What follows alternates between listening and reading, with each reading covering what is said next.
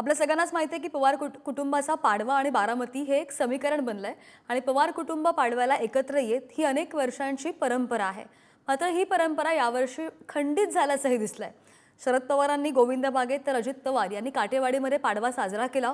एकसंध असताना पवार कुटुंब आपल्या कृतीमधून राज्यासह देशापुढे आदर्श ठेवायचं, पण राष्ट्रवादीतील फुटीमुळे पवार कुटुंबाचा हा आदर्श सुद्धा गळून पडलाय।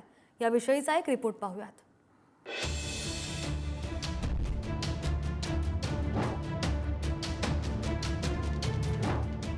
आधी राष्ट्रवादी काँग्रेस फुटली, मग पवार कुटुंब दुभंगलं आणि आता सणवारही विभागले। यंदा बारामतीमध्येच पवार कुटुंबात प्रथमच दिवाळी पाडवा वेगवेगळा पार पडला।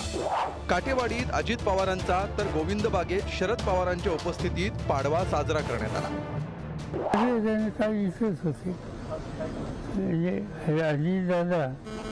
काही कामावर कदाचित त्यांना वेळ नसेल, पण बाकी सगळे होते। त्यांच्या दोन्ही भगिनी सुद्धा इथे होत्या, त्यांची बंधुता आहेतच, बाकी सगळे जण होते। एवढी प्रचंड गर्दी एका ठिकाणी झाली तर संध्याकाळी 6 वाजले असते।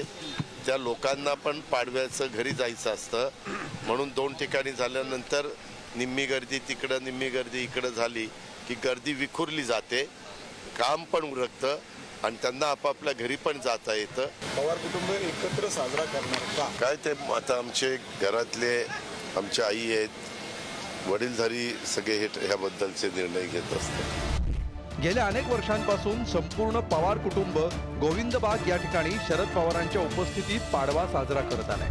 दिवाळी पाडव्यासाठी शरद पवार आणि अजित पवार यांच्यासह कुटुंबियांना भेटण्यासाठी महाराष्ट्रभरातून कार्यकर्ते एकत्र येत शुभेच्छा देत। मात्र आता पहिल्यांदाच पवारांच्या बारामतीत 2 दिवाळी पाडवे साजरे करण्यात आले। विशेष म्हणजे दोन्ही ठिकाणी कार्यकर्त्यांची मोठी गर्दी झाल्याचं दिसून आलं। शरद पवारांकडून दिवाळी पाडव्याला बारामतीत गाठी भेटींची परंपरा सुरू झाली। गेल्या 40 ते 50 वर्षांपासून बारामतीतील गोविंद बागेत दिवाळी पाडवा साजरा होतोय। दिवाळी पाडव्यानिमित्त सुरुवातीला बारामती मतदारसंघातील लोक भेटायला येत। गेल्या काही वर्षांपासून गोविंद बागेत राज्यभरातून येणाऱ्यांची संख्या वाढू लागली। शरद पवार, अजित पवार, सुप्रिया सुळे कार्यकर्त्यांकडून शुभेच्छा स्वीकारायचे। राष्ट्रवादीच्या फुटीनंतर गेल्या वर्षी दिवाळी पाडव्याला गोविंद बागेत अजित पवार अनुपस्थित राहिले। आता अजित पवारांकडून दिवाळी पाडव्यानिमित्त काटेवाडीत घाटी भेटीच्या परंपरेचा श्री गणेशा करण्यात आलाय। आता पवार साहेब जिथं उभे राहतात तिथं उभे राहतात, लोक पवार साहेबांना जिथं भेटायला येतात तिथे येतात। आता दादांनी वेगळा तिथं निर्णय घेतला, त्याला मला काही खूप जास्त बोलता येणार नाही, तो त्यांचा व्यक्तिगत निर्णय। पण इथं आपण जर बघितलं तर आज सुद्धा मोठ्या प्रमाणात लोक इथे येताना बघायला मिळतंय। आणि सगळ्यात खासियत गोष्ट आहे की इथं नेते कमी, कारण का सर्व आता इलेक्शन मध्ये गुंतून आहेत, पण सामान्य लोक जास्त आहेत। पलीकडे नगरसेवक जास्त असू शकतील, मोठे मोठे व्यावसायिक तिथे जास्त असू शकतील, पण महत्वाचं काय की लोकशाहीमध्ये सामान्य लोकांना जी ताकद आहे ती पैशाला नाही, हे आपल्याला कुठेतरी जाणवतं। आमचं जेव्हा डिव्हिजन झालं ते मागच्या वर्षी झालं, मग दिवाळी आली, आम्ही पाडवा नाही ठेवला, साहेबांनी ठेवलेला पण आपण नाही ठेवला। सगळ्यांची इच्छा होती की आपला एक पाडवा असायला पाहिजे सेपरेट, तर लोकांची इच्छा होती म्हणून आपण हा ठेवला आहे। आता आम्ही कंटिन्यू करणार आमच्या वतीने। राष्ट्रवादीतल्या फुटीनंतर पवार कुटुंब एकत्र आहे असं वारंवार अजित पवार आणि शरद पवार कुटुंबातल्या सदस्यांकडून सांगितलं जायचं।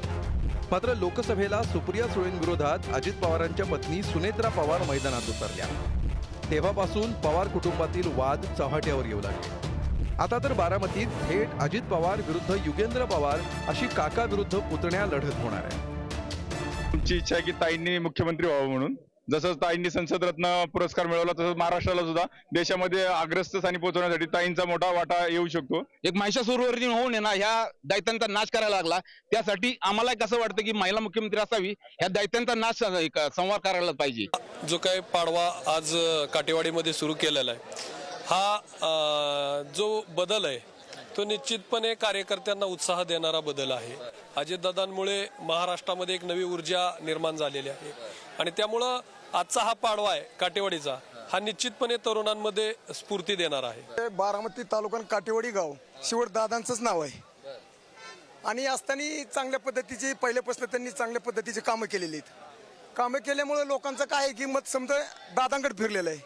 उद्या काही केलं तरी बाकीचं काय ठराव लागणार ना दादांच्या पुढं. एकसंध असताना पवार कुटुंब आपल्या कृतीतून राज्यासह देशापुढे आदर्श ठेवायचं.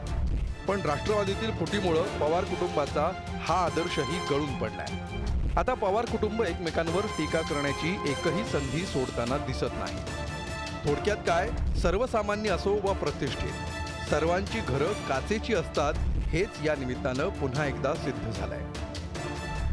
जयकुमार जाधवसह बालाजी पोद्दार, पुढारी न्यूज, बारामती.